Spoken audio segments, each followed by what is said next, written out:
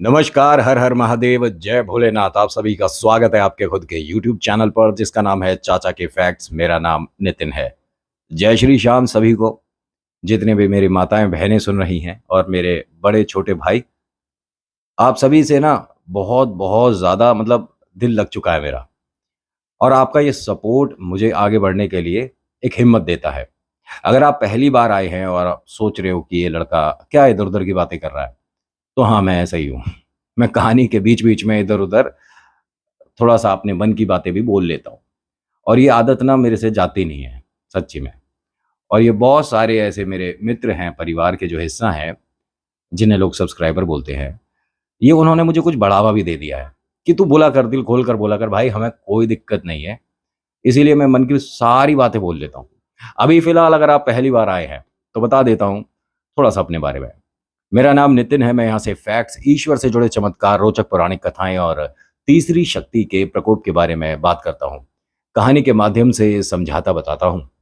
और आज जो मैं आपको कहानी बता रहा हूँ, ये बाबा श्याम ने एक ऐसा चमत्कार किया है जिसको ये कह सकते हैं कि ये लोग और इनके जितने भी रिलेटिव हैं, दूर-दूर तक के रिश्तेदार, सभी लोग बाबा श्याम से जुड़ चुके हैं। अपने ईश्वर पर आपको भरोसा होना चाहिए, कमाल होने शुरू हो जाएँगे। मैं कभी भी किसी को भी किसी भी ईश्वर के लिए अ, ये नहीं कहता कि आपको इनकी भक्ति नहीं करनी है, इनकी करनी है। ईश्वर के रूप अलग हो सकते हैं, लेकिन इनका स्वरूप एक है। सच बता रहा हूँ कि जिनको भी आप मानते हो, वो ही चमत्कार करना शुरू कर देंगे। अभी फ़िलहाल चैनल का इंट्रो, उसके बाद आकर शुरू करता हूँ, राहुल की एक ऐसी विचित्र सी कहानी, जिसको बहुत सारे लोग सही से समझ नहीं पाए कि इनकी लाइफ में ये हुआ तो हुआ कैसे। एक इंट्रो के बाद।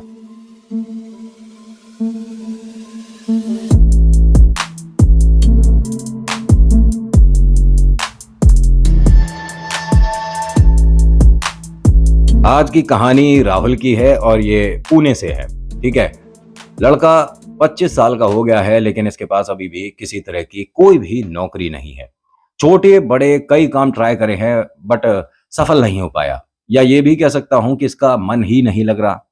और देखिए, जो क्रिएटिव लोग हैं, जो आर्टिस्ट लोग हैं, उनका ना एक अलग ही नज़रिया होता है हर चीज़ को देखने समझने का, सोचने का। और ये भी कह सकता हूँ कि आप उन्हें थोड़ा बाकी लोगों से अलग ही समझो। जितने भी आर्टिस्ट हैं, जितने भी क्रिएटिव आर्टिस्ट हैं, समझाने की कोशिश करता हूँ कि अगर आपका म्यूज़िक में इंटरेस्ट है और आपको कैमरा थमा दिया जाए, फ़ोटोग्राफ़ी करो। क्यों? क्योंकि पापा-मम्मी पहले से फ़ोटोग्राफ़ी करते आ रहे हैं, दादाजी फ़ोटोग्राफ़ी करते हैं, तो तुम्हें भी करनी पड़ेगी। लेकिन आपका इंटरेस्ट है ही नहीं, आपका इंटरेस्ट म्यूज़िक में है, तो फिर आप चाहकर भी कितना भी ज़ोर लगा लो, कुछ कर नहीं पाओगे या कुछ बेहतर नहीं कर पाओगे। इसकी लाइफ़ में कुछ ऐसा ही है। इसके मम्मी-पापा और एक छोटा भाई है, ठीक है? और यहाँ उम्र काफ़ी हो गई है। पिता एक प्राइवेट कंपनी में बहुत समय से काम कर रहे हैं, और इ इनका आप मैं एक काम करने का, इनके ऑफ़िस का हिसाब-किताब बता देता हूँ। भाई साहब सुबह 9 बजे जाते हैं ऑफ़िस और शाम को 8 बजे आ जाते हैं। और ये तकरीबन इतने साल से चल रहा है कि अब गिनती करना थोड़ा-सा मुश्किल है। काफ़ी समय हो गया और इनका दिनचर्या यही रहता है। लड़का बड़ा हो गया, 25 साल का हो गया। घरवालों ने सोचा कि शायद अब वक़्त बदलेगा, हालात बदलेंगे, हम किराए के मकान से कभी अपने मकान में भी आ पाएँगे। छोटे वाला जो है भाई, ये 12वीं क्लास में आ चुका है, यानी कि 1 साल बाद कॉलेज का खर्चा इसके भी सिर आने वाला है। ज़िम्मेदारी तो है इस बड़े बेटे पर, लेकिन ये अभी अपनी ज़िम्मेदारियों को समझ नहीं पा रहा है। घर के जो हालात हैं वो कुछ ऐसे हैं कि इनका कोई भी काम रुकता नहीं है। ऊपर वाले का आशीर्वाद ऐसा है कि अगर कोई भी चीज़ इन्हें चाहिए होती है तो देर-सवेर मिल जाती है। और हाँ, ये जो छोटा वाला भाई है ना, जो 12वीं क्लास में है, ये ईश्वर की भक्ति बहुत करता है। अगर कहा जाए कि हनुमान चालीसा का पाठ तो इसे इतना ज़बरदस्त तरीके से, एक शब्द होता है कंठस्थ है, ठीक है? कोई भी कभी भी शब्द में, उच्चारण में गलती नहीं कर सकता। मंदिर के पंडित जी तो एक बार को हो सकता है कि गलती कर दें, लेकिन ये लड़का नहीं करता। अब ये बात कहाँ से सामने आई? इनके कॉलोनी में एक बहुत बढ़िया भव्य जागरण था जिसकी शुरुआत में हनुमान चालीसा शुरू हुई, ठीक है? लड़का भी वहाँ गया था और इसने भी स्टेज में काम करवाया, थोड़ा-सा साफ-सफाई करवाई, वहाँ पे फूल वगैरह लगवाए, और ऐसा नहीं कि पैसों की वजह से। मन है, श्रद्धा है कि ईश्वर यहाँ पर विराजमान होने वाले हैं, तो साफ-सफाई मैं कर देता हूँ। और मम्मी-पापा को इसमें कोई आपत्ति नहीं, बड़ा भाई तो इस तरफ ध्यान देता ही नहीं है। बड़ा भाई अभी ना तो ईश्वर के प्रति जागरूक है, ना अपनी ज़िम्मेदारियों को लेकर सीरियस है। किसी भी तरह का कोई मतलब नहीं है, बस कॉलेज से बाहर आ गए हैं, कोई जॉब मिली, मिली, ना मिली, ना मिली। कुछ ऐसा इसका हिसाब-किताब चल रहा है। ये जो छोटा वाला लड़का है, इसने स्टेज काफ़ी अच्छे से सजाया, और जहाँ पर बालाजी की, जहाँ हनुमान जी की जो मूर्ति स्थापित होनी थी, मतलब आनी थी, वहाँ इसने फूलों से बहुत प्यारा, एक तरह से ये भी कह सकता हूँ, छोटा-सा दरबार भी बना दिया। सभी ने देखा और सब खुश हुए और कहा कि भई, हमें उम्मीद नहीं थी कि इतने कम फूलों में बेटा इस तरीके से दरबार सजाया जा सकता है। तो उसने कहा कि ये तो फूल बहुत ज़्यादा है, मैं तो इतने कम फूलों में भी इससे अच्छा दरबार सजा सकता हूँ। लेकिन हाँ, मुझे थोड़ा वक़्त लगता है। तो उन सब ने इसका नाम, नंबर और घर का पता लिख लिया। ना जाने किस लिए, लेकिन उन्होंने लिख लिया। जब जागरण शुरू हुआ और हनुमान चालीसा शुरू हुई, तो तकरीबन 1 सवा मिनट बाद ही इसने पंडित जी को रोक दिया। सब लोगों को बड़ा अजीब लगा, मम्मी-पापा भी यहाँ पर हैं, छोटा भाई इस तरह से बोल रहा है, और बड़े भाई को भी बात पता चली, वो भी पहुँचा वहाँ पंडाल में कि तुझे बीच में बोलने की क्या ज़रूरत है? उसने कहा नहीं भैया, इन्होंने ये गलत बोला है। तो पंडित जी ने कहा कि हाँ, वो हो सकता है, मैं मानता हूँ। उन्होंने यहाँ बहस नहीं करी। भई होता है कभी-कभी, जैसे हनुमान चालीसा का कोई पाठ कर रहा है, हर किसी का एक तरीका अलग होता है, उच्चारण करने का भी। उन्होंने मन से तो सही उच्चारण किया है, लेकिन हाँ, उनके शब्द साफ नहीं हैं या ज़बान साफ नहीं है, कुछ भी ऐसा हो सकता है। एग्ज़ाम्पल के तौर पर स्कूल को बहुत से लोग शकूल भी बोल देते हैं। ये जगह साफ नहीं है, ये जगह शाफ नहीं है। आप समझ गए? यहाँ कोई समस्या नहीं है, लेकिन होते हैं बहुत सारे लोग जिनके कुछ शब्दों पर पकड़ थोड़ी-सी कम होती है। ये उनकी कोई कमी नहीं, कोई बुराई नहीं, लेकिन अगर वो इस पर काम करें तो सही भी हो जाता है। तो लड़के ने ये कहा कि आपने इस शब्द को गलत बोला है। तो उन्होंने कहा कि बेटा, मुझे ऐसा लगता है कि शायद ठीक कह रहे हो, एक काम करो, मंच पर आ जाओ, और माइक उनके सामने रख दिया, छोटे वाले के। उसने जब शुरू करी तो माहौल ही बदल गया भाई साहब। मतलब जो लोग बस बैठे थे ना, बस आप समझ रहे हो, हैं वो जागरण में, लेकिन बस बैठे हैं, कोई फ़ोन देख रहा है, कोई इधर-उधर बात कर रहा है। ईश्वर से आपका मन नहीं लग रहा, तो यहाँ बैठकर भीड़ क्यों बढ़ा रहे हो?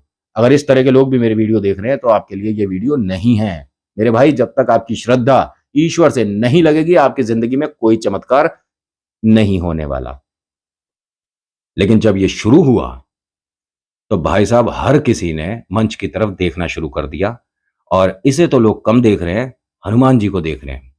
क्योंकि इसने शुरू करने से पहले एक बात बोल दी थी कि अगर आप मंच की तरफ देखते हैं, तो बालाजी को पहले प्रणाम करिएगा, हनुमान चालीसा चल रही है। और अपने-अपने फ़ोन को और अपने-अपने ध्यान को ज़रा अभी इधर-उधर कर दो, और सिर्फ़ मन बालाजी से लगाना। फिर उसने शुरू करी, जय श्री राम बोलकर शुरू कर दिया। माता-पिता को बहुत अच्छा लगा कि क्या बेहतरीन तरीके से ये हनुमान चालीसा कर रहा है। इस लड़के को एक तरह से पंडित जी ने भी नोटिस कर लिया है। ये छोटे वाले के बारे में बात हो रही है। बड़े वाले को भी अच्छा लगा, सभी को अच्छा लगा, घर के सभी सदस्यों को बहुत अच्छा लगा। सुबह तक जागरण हुआ, लड़का ये वहीं रहा, मम्मी-पापा और बड़ा वाला भाई जो है ये घर आ गए थे। अब जब ये घर पहुँचे हैं, और जब 7 या 8 बजे का वक़्त रहा होगा, लड़का भी आ गया, वो छोटा वाला जो था। तो घर में सबने, मम्मी-पापा और भैया ने, इसका वेलकम किस तरीके से किया कि भाई, हमारे घर में तो कलाकार है, कलाकार को नमस्कार है जी, कैसे हैं छोटे उस्ताद? उसने कहा कि अरे पापा, कैसी बात कर रहे हो? नहीं, मैं अभी तो देख ऑफिस जा रहा हूँ, लेकिन आते वक्त इस कलाकार के लिए कुछ तो मुझे लेकर आना पड़ेगा। बता क्या लाऊं? आज जो तू कहेगा वो वाली सब्जी बनाएंगे रात को। तो उसने कहा कि ठीक है, फिर तो आज घर पे छोले भटूरे बन जाएं तो मजा ही आ जाए। बड़ा वाला भाई बोला कि एक काम करते हैं, बाजार से मंगवा लेते हैं, मम्मी भी कम से कम हमारे साथ खाने में बैठ जाएंगी, वरना तो हमें, मतलब रसोई से इनका सर्विस ही लगा रहता है, मम्मी साथ बैठ के तो खा ही नहीं पाती हैं। तो पापा ने भी कहा कि चलो आज ऐसे ही करेंगे, हम सभी लोग आज बाहर जाकर खाकर आएंगे। ठीक है जी। आज शाम का इन सब का प्लान सेट है, आपको पता है, और आज इस बड़े वाले का एक जगह इंटरव्यू भी है। सब लोग अपने अपने काम पर चले गए। जो ये छोटा वाला है, इसको आज मतलब स्कूल नहीं जाना है, शाम का इसका कोई ट्यूशन वगैरह है। बाकी पढ़ने में लड़का बहुत अच्छा है, बेहतरीन है। पता है कि 12th में फर्स्ट डिवीजन से नीचे तो आनी ही नहीं, अब नंबर कितने आएंगे बस ये देखने हैं।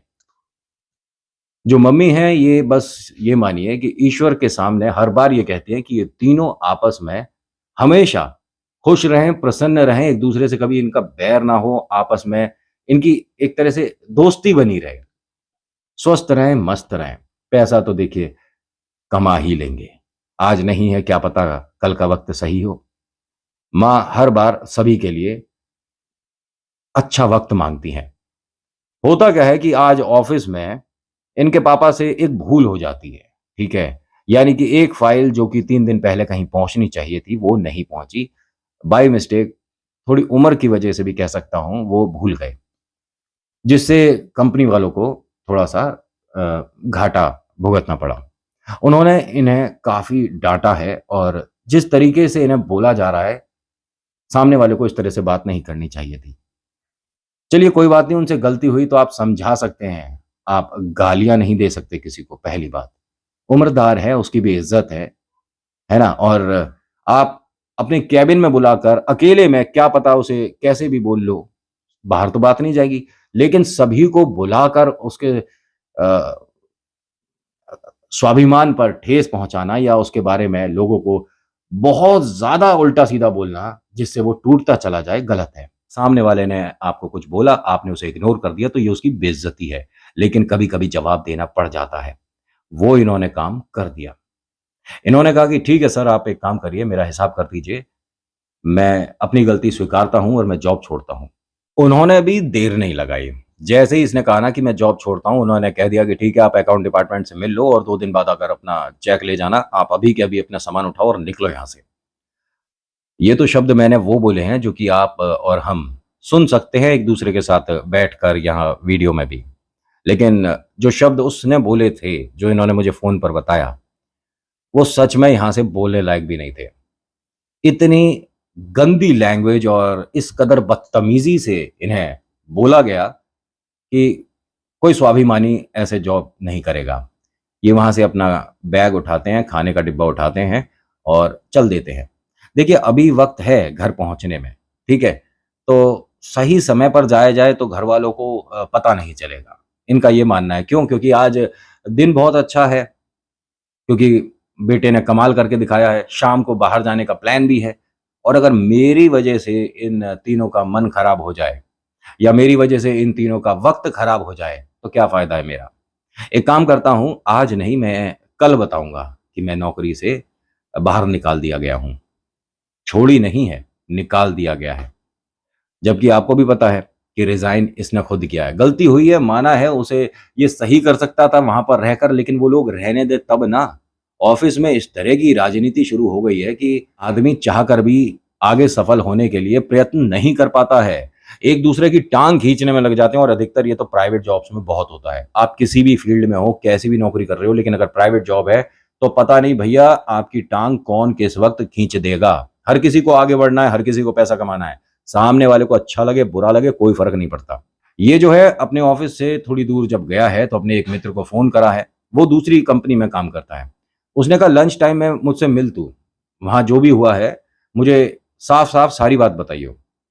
अब लंच टाइम में ये उसके ऑफ़िस गया है, उसने इससे मुलाकात करी बाहर और सारी बातें बताई। तो उसने कहा भाई एक काम कर, देख जितने पैसों में तू वहाँ काम कर रहा था, उतने में तो नहीं, लेकिन हाँ, 1000 2000 कम में मैं तेरे को यहाँ लगवा सकता हूँ, यहाँ ज़रूरत है और तू बहुत ज़्यादा काबिल है। लेकिन भाई मैं एकदम से क्या लग जाऊँगा? अरे लग जाएगा, मैं बता रहा हूँ ना, तुझे बस एक काम करना है।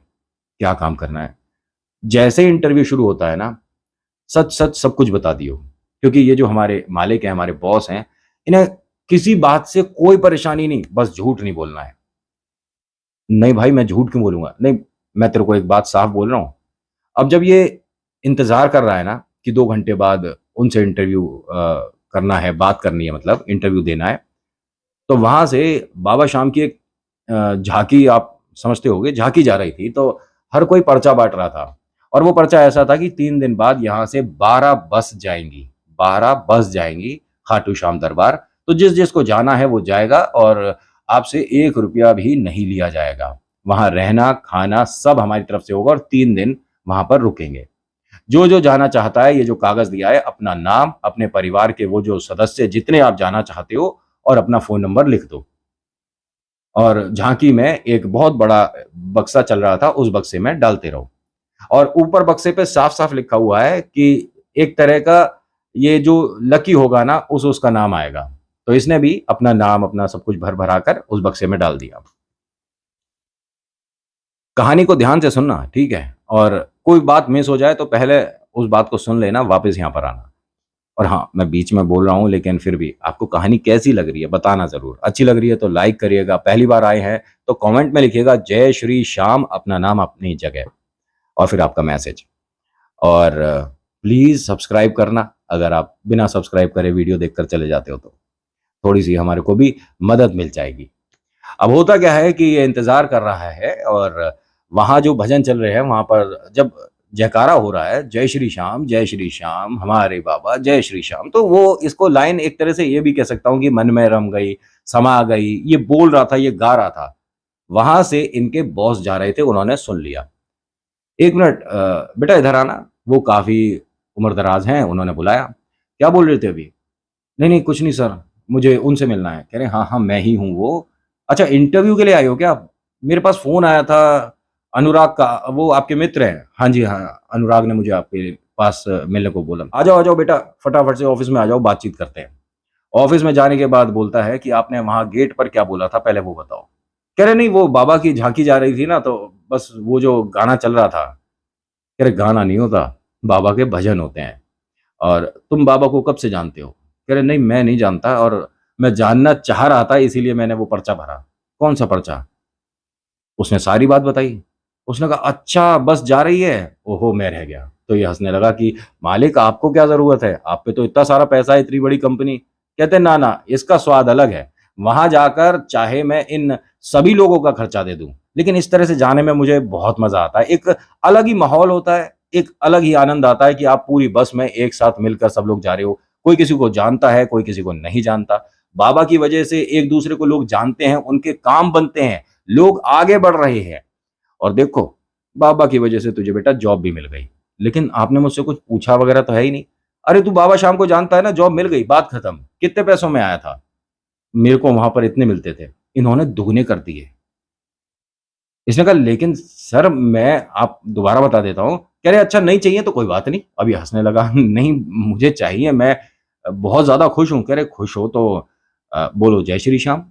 उसने जय श्री श्याम। कह रहे फिर एक काम करो, देखो यहाँ पर एक मेरी छोटी-सी अ, मन की बात है, मैं सभी से कहता हूँ, जो भी नौकरी पर आता है, लगता है, मैं उसे एक बाबा की बहुत प्यारी-सी तस्वीर देता हूँ, जो कि वो अपने घर के मंदिर में लगाना चाहे तो लगा सकता है। लेकिन मेरा मन है कि मैं आप उन्होंने कहा, "हाँ, हाँ, बिल्कुल क्यों नहीं, उनकी वजह से मुझे नौकरी मिली है।" उन्होंने एक बहुत प्यारी-सी फ़ोटो, एक लेटर मतलब जॉइनिंग लेटर वगैरह सब दिया। आपको बड़ी अजीब और विचित्र लग रही होगी कि इस तरह की कहानी कि भई ऐसा कौन करता है? ऐसे लोगों से मिल चुका हूँ मैं, जो इस तरह से करते हैं। बाबा श्याम के नाम से दुगनी तनख्वाह मिल रही है। अभी बाबा घर तक नहीं पहुँचे हैं। इसे बाबा का कमाल ही कहोगे, क्या कहोगे? और बाबा ना कभी-कभी खुद नहीं आते हैं। जो लोग आते हैं ना, वो हर कोई बाबा का चेला समझ लो, कि बाबा ने हर किसी को काम दिया है कि तू ये कर, तू ये कर, तू ये कर, तू ये कर और आपकी लाइफ में परिवर्तन होने शुरू हो जाते हैं।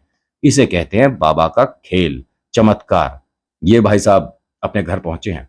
वक़्त से पहले पहुँच गए आज तो। वैसे तो इसे शाम को पहुँचना था, लेकिन जैसे ही इसे देखा, धर्मपत्नी और छोटे बेटे ने कहा कि सब कुछ ठीक है? उन्होंने कहा हाँ, उन्होंने मुझे जॉब से हटा दिया क्योंकि मुझसे एक ऐसी मिस्टेक हो गई थी, गलती हो गई थी। तो कोई नहीं पापा आप एक एपोलॉजी मतलब एक सॉरी लेटर लिख देते। उसने कहा बेटा मैंने माफ़ी तो माँगी लेकिन तेरे पापा को उन्होंने ऐसे-ऐसे बात बोली, उसके बाद मैं वहाँ नौकरी करता तो शर्म आती मुझे। यहाँ कुछ इनके पास शब्द नहीं है, क्योंकि इनके पिता एक सज्जन आदमी हैं, कभी किसी से ऊँची आवाज़ में बात तक नहीं करते। उन्हें कैसा लगेगा कि बीच सब लोगों के आप उन्हें गालियाँ दे रहे हो और गालियाँ देने का मतलब बनता क्या है किसी को? अगर आपका किसी से मनमुटाव है, बात नहीं करनी तो बात खत्म करो। गाली देकर आप कितने सभ्य परिवार से हो, सब पता चल जाता है। अब ये दोनों मायूस हैं, परेशान हैं, घर कैसे चलेगा, समस्या। लेकिन पापा के चेहरे पर मुस्कुराहट है, धीरे-धीरे हँस रहे हैं। बेटे ने पूछा कि कोई तो बात है मम्मी, देखो ये पापा छुपा ज़रूर रहे हैं। तभी बड़ा बेटा भी आ गया। बड़ा बेटा आज भी मायूस ही लौटा है, कोई नौकरी लगी नहीं है। तो यहाँ पर उसने भी जब पापा को देखा, पापा मुस्कुरा भी रहे हैं और पता चला कि जॉब चली गई, तो उन्होंने कहा, बड़े वाले भाई साहब ने, कि पापा क्या बात है, सच में ऐसा लग रहा है कि आप हमसे कुछ छुपा रहे हो। तो उन्होंने सारी बातें बताई और ये सुनकर घर में तो ये मानिए कि दिवाली का सा माहौल हो गया। कमाल कर रहे हो आप! अच्छा, सच में मतलब सिर्फ जय श्री श्याम बोलने से? हाँ, ऐसा कैसे हो सकता है? उन्होंने इंटरव्यू भी नहीं लिया आपका? अरे कुछ नहीं पूछा, मैं कौन हूँ, कहाँ से आया हूँ, क्या एक्सपीरियंस है, कुछ नहीं पूछा। बड़े वाले बेटे ने कहा कि पापा आप तो झूठ बोल रहे हो। ऐसा हो नहीं सकता कि बिना इंटरव्यू के आपको। उन्होंने कहा बेटा मैं कभी झूठ नहीं बोलता और अगर झूठ बोला ही होता तो आज जब मुझे हटाया जा रहा था तो मैं 2-3 झूठ बोलकर उस काम को इधर-उधर किसी भी तरह से कर सकता था, लेकिन ये काम मुझसे होता नहीं है। माँ ने भी यही कहा कि पिता तुम्हारे कभी ना झूठ ना बोल पाए और ना आगे बोल पाएँगे। हमारी हैसियत हो या ना हो, लेकिन हम सच नहीं छोड़ते। अगर ऐसा है तो उन्होंने फ़ोटो दिए ना, कहाँ है वो फ़ोटो? उन्होंने अपना बैग खोला और उसमें से बाबा श्याम की फ़ोटो दिखाई। अब तो यकीन आ गया। अरे इन्होंने कहीं बाज़ार में से खरीद ली होगी। नहीं बेटा ऐसा कुछ भी नहीं है। अच्छा आपने वो जो बक्से में कागज़ डाला था, वो फ़ोन कब आएगा? उन्होंने कहा आज ही का कहा है क्योंकि बस परसों जाएगी। अगर बस परसों जाएगी पापा तो फिर नौकरी क कैसे करोगे? नौकरी पे भी तो आपको कल से जाना है। नहीं, नहीं नौकरी पर 1 हफ्ते बाद से जाना है। तभी थोड़ी देर बाद आ गया फ़ोन।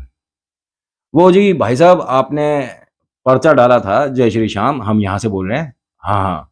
आप लकी हैं, आप चारों का नाम यहाँ पर बाबा की कृपा से स्वीकार कर लिया गया है।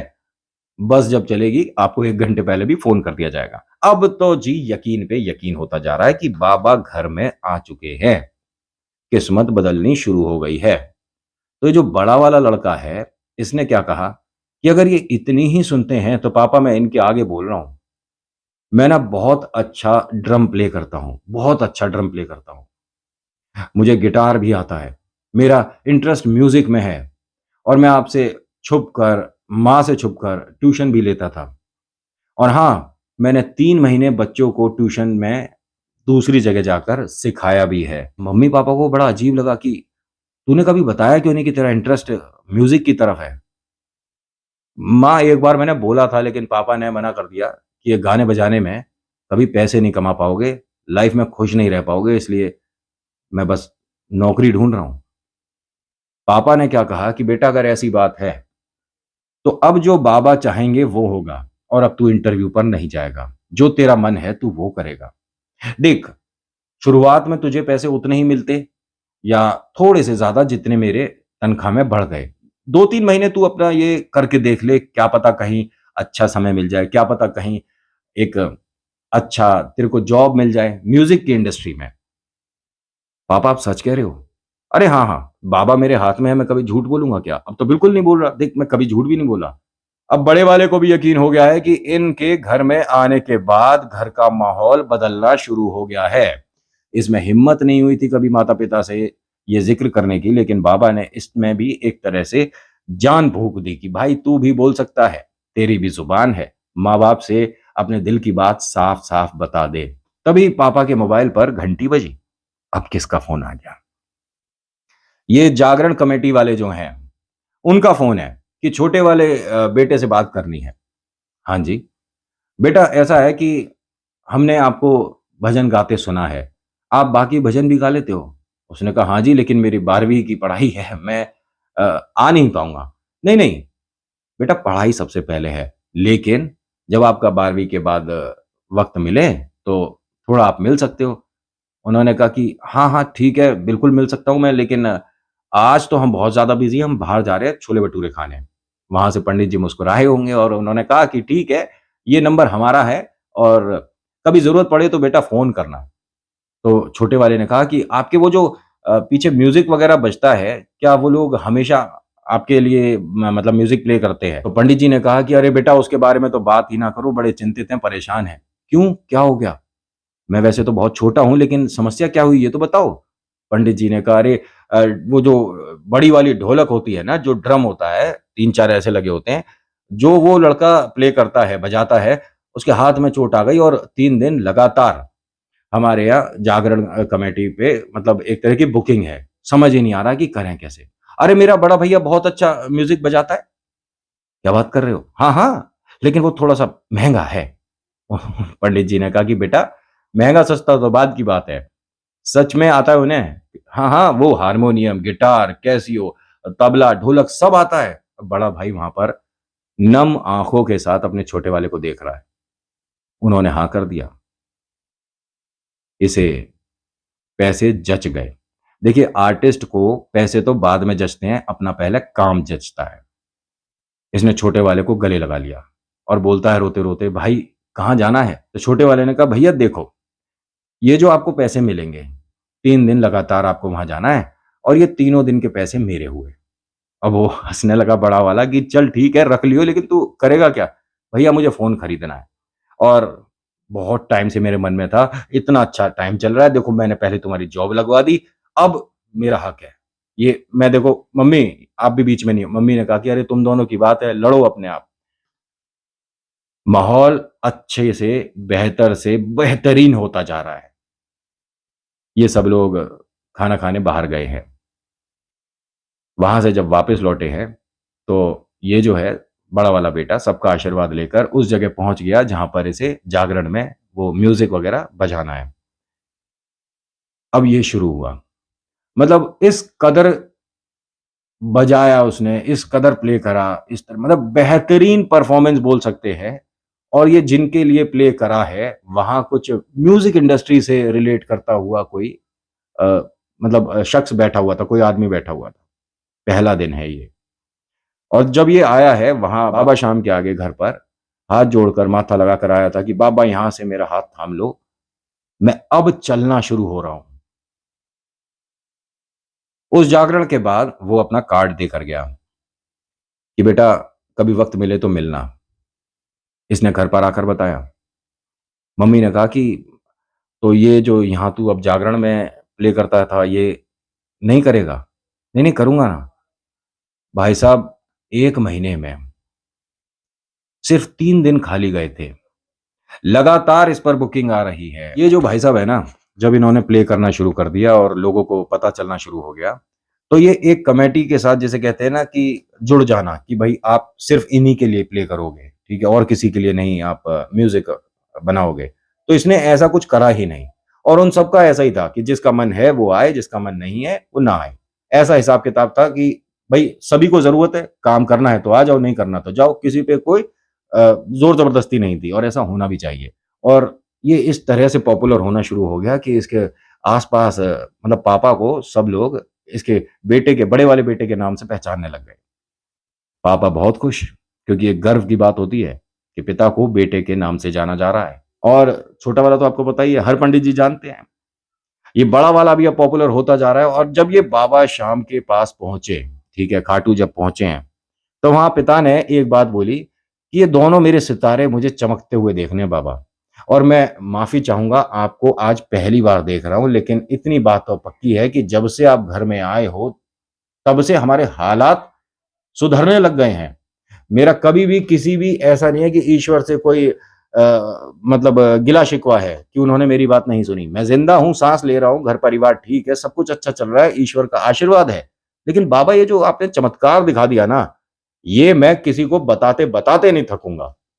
लेकिन इन दोनों सितारों को मुझे चमकते देखना है। वक़्त बदला जी। धीरे-धीरे, धीरे-धीरे इस लड़के के बारे में हर किसी को पता चलने लग गया और इसने उस कार्ड का इस्तेमाल करके अगले महीने उनसे मीटिंग भी करी, जिन्होंने कहा था कि मेरे साथ आकर मिलना। भाई साहब को काम मिलता है। जो एडवर्टाइज़मेंट आप देखते हैं टीवी पर, उसके पीछे वो जो हल्का-फुल्का सा म्यूज़िक आता है, कुछ एक देर का, ठीक है? वो शुरू हो गया है। काम और ज़्यादा आना शुरू हो गया है। धीरे-धीरे नाम पॉपुलर होता जा रहा है। धीरे-धीरे सब कुछ अच्छा होता जा रहा है, लेकिन इस बीच 12वीं के एग्ज़ाम भी आ गए और लड़के ने टॉप कर दिया। अपने स्कूल में सेकंड आया है ये, ठीक है? और इस बेहतरीन नंबर के साथ घर पर क्या माहौल हो रहा है, मतलब क्या मज़ा आ रहा है, सब कुछ अच्छा हो रहा है। जो पिता हैं, वो भी अपना जॉब में पूरा ध्यान मन के साथ काम कर रहे हैं और ये भी तरक्की पाते जा रहे हैं। जो माँ हैं, ये तो मानिए कि पूरे दिन फ़ोन आते रहते हैं माँ के पास, क्यों? क्योंकि माँ मैनेजर बन गई हैं, बड़े वाले बेटे की। अगर माँ ने हाँ कर दिया कि मैं वहाँ आकर आपके लिए म्यूज़िक बनाऊँ या मतलब आपके जागरण में प्ले करूँ, तब तो होगा, वरना नहीं। माँ इस कदर खुश है कि मेरे दोनों शेर बहुत जबरदस्त काम कर रहे हैं। अच्छा हाँ, ये जो लड़का है इसे अब इसमें म्यूजिक इंडस्ट्री में, ठीक है, तकरीबन 8-9 महीने हो गए और धीरे-धीरे 1 साल हो गया। अब ये बड़ी-बड़ी पिक्चरों के लिए म्यूजिक बना रहा है। और हाँ, बहुत सारे ऐसे गाने भी हैं जिसमें म्यूजिक इन भाई साहब का ही है। लेकिन एक छोटी-सी बात, जागरण में जाकर म्यूजिक बजाना आज भी बंद नहीं किया है। भले ही इनके पास वो गाड़ियाँ आ चुकी हैं घर में जो कि मैं या आप शायद सपने में देखते हों। संपन्न हैं, अपना मकान, 1 मिनट, मकान नहीं, ठीक करता हूँ, अपना बंगला है इनके पास।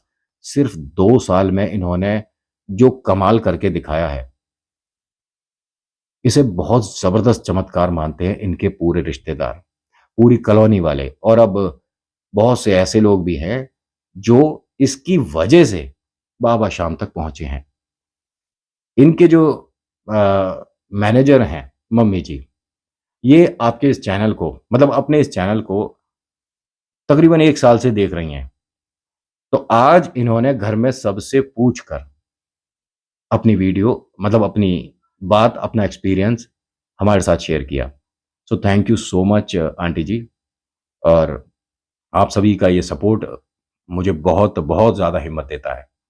आज ये सब लोग सुखी हैं, संपन्न हैं, और वो जो 12 बस जाती है ना, वैसी अब ये खुद भी लोगों की सेवा में लगा चुके हैं कि बाबा शाम दर जाना है तो आपका 1 रुपया नहीं लगेगा, और पूरे महीने में 2 बार बस जाती है इनकी।